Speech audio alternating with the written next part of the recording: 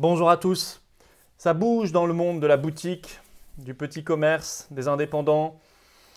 On va revenir sur le grand saccage du confinement, sans aucune efficacité sanitaire évidemment, au bénéfice des très grands groupes, des transnationales mondialisées. On va revenir là-dessus. C'est un saccage économique et social, et donc à terme sanitaire aussi, évidemment. Mais c'est aussi notre art de vivre à la française qui est très attaqué. On va voir que ce n'est pas totalement innocent. On va voir par quoi ça doit être remplacé dans leurs projets fous. Et évidemment, je disais ça bouge parce qu'on voit des maires qui prennent des arrêtés municipaux et j'ai décidé, les Patriotes, nous avons décidé de vous aider. Il faut que vous sollicitiez votre maire pour prendre le même type d'arrêté. Je vais y revenir en fin de vidéo. On va vous aider très concrètement pour cela à le faire parce que s'il y a des milliers, des dizaines de milliers de maires qui prennent le même type d'arrêté, alors l'impact politique, l'impact sociétal, culturel sera extrêmement fort et mettra ce sujet au sommet des débats que nous avons en ce moment, ce qui pourrait faire s'écrouler l'intégralité de leur château de cartes. Alors évidemment, ce combat, on va le mener. Je vais vous en parler extrêmement concrètement et nous continuons de le mener aux Patriotes en essayant de secouer la vie politique française. Alors vous aussi adhérez aux Patriotes, prenez votre carte orange. Le lien pour adhérer se trouve en description juste sous la vidéo, également en commentaire épinglé. Et vous pourrez en fin de vidéo cliquer directement sur l'écran pour rejoindre les Patriotes. Je vous attends, c'est maintenant que les combats se mènent. Et ils se mènent. J'aurai également un mot pour l'ensemble de nos artisans, commerçants indépendants qui sont déjà patriotes, évidemment pour vous appeler à la solidarité, à la mobilisation collective. Il faut toujours faire tout en collectif dans cette affaire. Le piège, c'est d'être seul, c'est d'être isolé. C'est pour ça qu'il faut nous rejoindre. Il ne faut pas que vous soyez seul. Quand on est unis, alors on devient extrêmement fort et même invincible.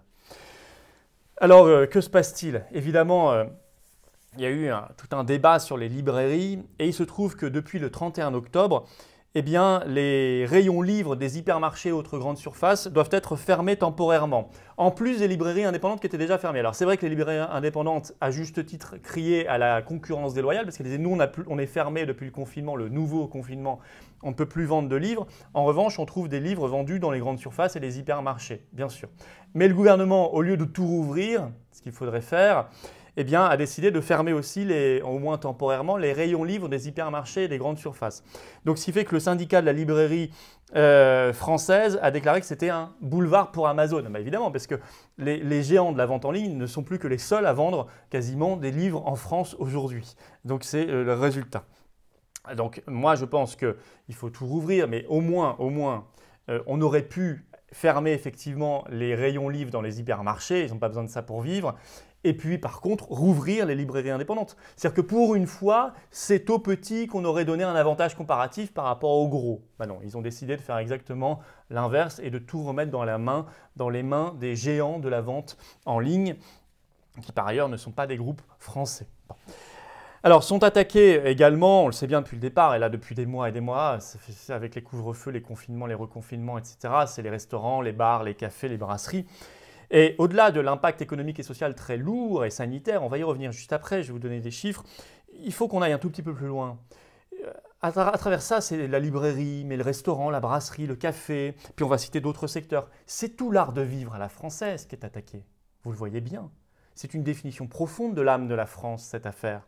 De notre gastronomie, notre art culinaire, de nos relations avec les apprentis, les vignerons, de tout un écosystème français, de nos terroirs.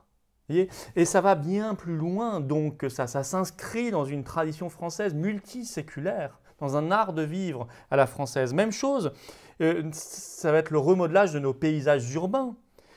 Parce que le monde de la boutique fait partie de nos paysages, les restaurants, les petits bars, les petites brasseries, ça fait partie de nos paysages. Les estaminets dans certaines régions, ça fait partie de nos paysages.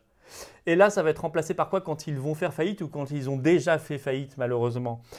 Soit ça sera remplacé par rien, soit ça sera remplacé par les succursales des grandes chaînes américaines, par exemple, ou autres, ou par de la vente en ligne. Et donc, vous voyez que c'est même une modification en profondeur de notre paysage, de notre environnement français. Ça, il faut bien y réfléchir. Même chose pour la culture, les festivals qui sont le monde de la nuit, le monde forain, l'événementiel, tout ça qui sont à terre depuis des mois et des mois maintenant. Tout ça aussi, c'est un fragment de la culture française, évidemment, de la plus classique à la plus populaire et festive, vivante. C'est donc l'âme de la France qui est touchée, qui est attaquée, au plus profond d'elle-même. Au profit de qui? Des transnationales, des puissances d'argent, de tout un monde hors sol, dont la seule culture est la globalisation, la mondialisation, le globish. Et ça, vous le sentez intuitivement au plus profond de vous-même, où vous le vivez. C'est une grande réinitialisation, un grand reset qui est en œuvre. Je vous ai déjà fait une vidéo sur la grande réinitialisation, le grand reset. Je vous ai fait une vidéo spécialement sur ça il y a plusieurs mois. Vous voyez bien qu'on y est totalement.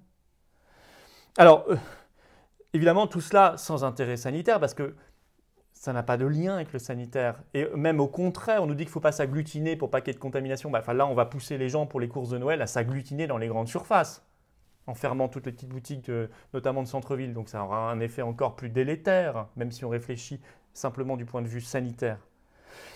Puis c'est un problème économique énorme, c'est un gagne-pain pour des millions de Français qui est par terre. Selon les calculs de l'économiste Philippe Murer, c'est aujourd'hui, avec ce confinement, 2,8 millions de travailleurs français, soit 12% de l'emploi français, sans aucun revenu. Et vous y ajoutez souvent les familles. Puis tout le reste avec des revenus très dégradés, très affaiblis. Alors que justement, c'était le moment de Noël, le moment où les commerces font beaucoup de chiffre d'affaires. Ils comptent sur cette période et c'est normal, le moment des fêtes de Noël. Alors je disais, c'est la fronde, ça réagit, oui. Vous, si vous êtes là en train de me regarder, vous êtes déjà patriote, commerçant, indépendant, vous êtes dans ce monde de l'événementiel, de la culture, contactez les personnes de votre secteur. Voyez comment rester ouvert. Contactez, faites pression sur votre maire pour qu'il prenne un arrêté municipal de réouverture. Ne restez pas seul, utilisez l'outil que je mets là en ligne, en description, vous allez voir, je vais vous en parler dans un instant, pour tirer la manche de votre maire et vous faire entendre. Oui, parce que je disais, des maires réagissent. On peut citer la ville du Migène dans l'Yonne, où un arrêté de réouverture a été pris par le maire le 29 octobre, réouverture des petits commerces. Même chose dans les Herbiers en Vendée, même chose à Chalon-sur-Saône en Saône-et-Loire. Et puis dans tant d'autres communes depuis, petites et grandes, toutes tendances politiques confondues. Ça, c'est très bien. Et il faut que ça s'amplifie. Alors même si, bien sûr, le risque, c'est que la justice administrative annule ces arrêtés-là dans les jours qui viennent, c'est ce qui est très probable, mais c'est déjà très symboliquement fort. Et puis ça force au débat, la preuve, on commence vraiment à en parler beaucoup. Ça met l'éclairage sur ce sujet-là. Ça organise aussi très concrètement, et ça c'est très important, sur le terrain, la solidarité entre les commerçants et entre les habitants, les administrés et leurs commerces, et leurs indépendants, et leurs artisans. Et ça c'est extrêmement important et ça peut bousculer vraiment les autorités, le pouvoir, le gouvernement, qui peut prendre des décisions qu'il n'avait pas prévu de prendre et qui vont dans le bon sens, évidemment. Je disais tout ça, évidemment, sans intérêt sanitaire, mais même pire, je parlais de la pauvreté qui s'installe, c'est 2,8 millions de travailleurs sans aucun revenu. Évidemment, vous imaginez les conséquences sanitaires qui seront bien pires que leurs remèdes, parce que on va créer de la pauvreté, donc on va dégrader l'espérance de vie, on va créer de la mortalité, ce seront des maladies qui seront moins bien soignées. Et tout ça, c'est fou de ne pas intégrer ça dans l'équation, ou de le négliger volontairement. Alors moi, je pousse évidemment à ces actions. Je m'adressais tout à l'heure aux commerçants, aux indépendants, aux artisans, patriotes qui nous regardent.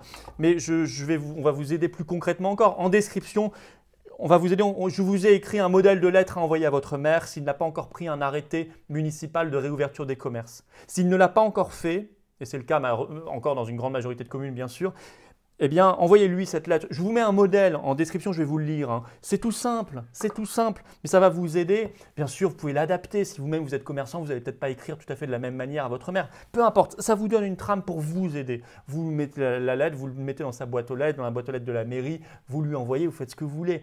Mais le but, je crois, c'est qu'il y ait des milliers, des dizaines de milliers de communes françaises où le même type d'arrêté soit pris pour que ça bouscule et que la fronde qui n'était pas attendue viennent. Alors je vous lis le modèle de lettre que je vous mets, vous le trouvez tout simplement texto en description sous la vidéo. Madame, monsieur le maire, ça dépend de votre commune, comme vous le savez peut-être, de plus en plus de maires de communes de toutes tendances politiques confondues ont pris ces derniers jours des arrêtés municipaux permettant la réouverture des petits commerces que le gouvernement a décidé de fermer arbitrairement. Ces petits commerces, essentiels à la vitalité de notre commune, subissent de plein fouet la concurrence déloyale des grandes surfaces ou des multinationales de vente en ligne qui peuvent quant à elles continuer à fonctionner normalement. Afin d'éviter de plonger davantage notre commune dans une crise économique et sociale dont nous nous relèverions difficilement, et parce que l'efficacité sanitaire de ces fermetures est nulle, je vous invite à prendre un arrêté municipal permettant la réouverture de nos petits commerces. Bien qu'il existe un risque que celui-ci soit annulé, cela aurait le mérite de poser la question de l'inégalité de traitement entre les petites structures et les grands groupes et de montrer votre solidarité à l'égard des artisans et commerçants qui se battent désormais pour survivre. En comptant sur vous pour agir en ce sens, je vous prie d'agréer, madame, monsieur le maire, vous adapter l'expression de ma considération distinguée. Vous voyez, c'est tout simple. Je vous le mets comme ça, vous n'avez plus qu'à copier-coller en description. On se mobilise, on se mobilise. Notre kit de mobilisation avec ses badges, les centaines d'autocollants, les pancartes, etc. est toujours à votre disposition également en description. C'est le kit anti-Corona-folie ainsi que mon livre qui malheureusement prévoyait tout, Covid-19, l'oligarchie démasquée. Autant d'instruments de résistance, de rébellion et de fronde pour faire bouger les choses. Concrètement, c'est notre devise, notre doctrine aux patriotes. On ne fait pas que parler, on agit. Voilà. Et on va vous accompagner, je vais vous accompagner et vous mener, vous proposer des choses tout au long jusqu'à ce qu'on retrouve la raison dans notre pays et une politique au service du peuple français, de la France, de la patrie et de l'intérêt général. Ça, c'est l'engagement que je prends devant vous et pour cela, j'ai besoin de vous. Adhérez aux Patriotes, le lien se trouve ici en cliquant directement sur l'écran pour adhérer, mais également en description sous la vidéo et en commentaire épinglé. Je vous attends, bienvenue d'avance et vive la France.